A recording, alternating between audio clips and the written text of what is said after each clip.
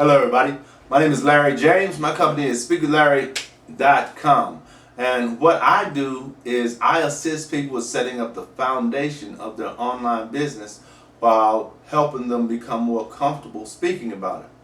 Now, for the last couple of weeks I've been investing some time in understanding the stock market. Actually, I've signed up for an online course about the stock market because I'm preparing to invest a little money into the stock market and I know very little about it. So what I decided to do was, since my company does a lot of videos, is that as I gain knowledge and information about the stock market, I would share some of those with you, my viewing audience, via videos. Plus, it would help me to lock it into my understanding and my memory, right? So today is Memorial Day. That's right, I'm actually working on Memorial Day. Are you? If you are, I hope you're making money like me, because if you're not, you need to position yourself to generate a profit from what you do.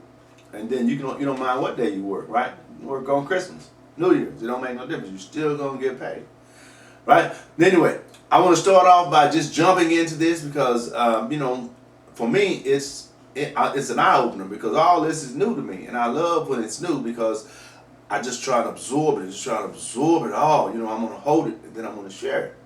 And that's when I get rewarded. So the first thing I'm going to talk about is, what are the most popular forms of investing? Do you know?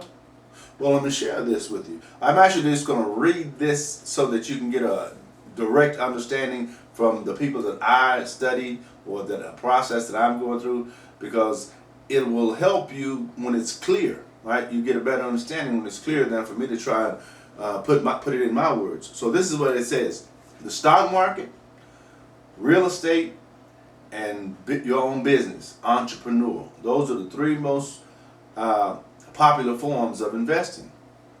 Now, what is a stock?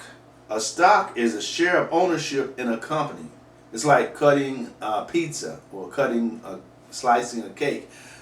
Every time you slice a piece, then you increase the number of shares that you can sell or you can give away. And it comes when you buy a stock, it comes with the right to share the company's profits. It also may come with voting rights. Shareholders own the company and are the ones who are in charge. Think about that now. Shareholders own the company and are the ones who are in charge.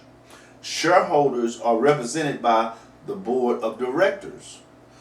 This board chooses the managers who are there to make money for you, the shareholders. And when managers don't do their jobs well, the board is supposed to get rid of them. They have the right to get rid of the managers if they're not generating a profit for the company. Now, what is an IPO? IPO is an acronym for Initial Public Offering.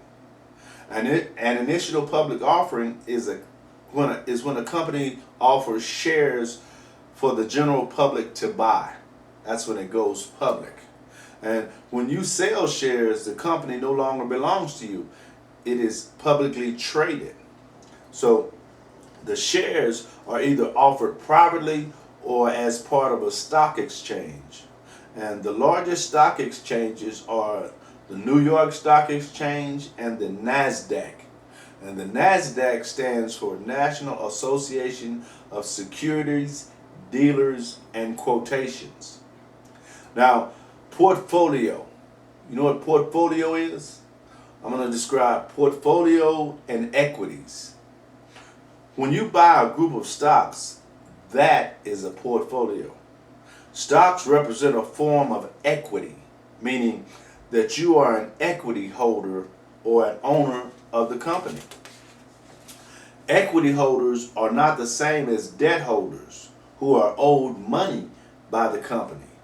Debt holders typically own bonds or an IOU that is created to represent a set of financial obligations with interest. Now, what's the difference between equity and debt holder? An equity holder is the owner of the company and gets all the upsides. Revenue cost equals profits, right? If the company loses money, the equity holder gets nothing. A debt holder has a cap on his payment.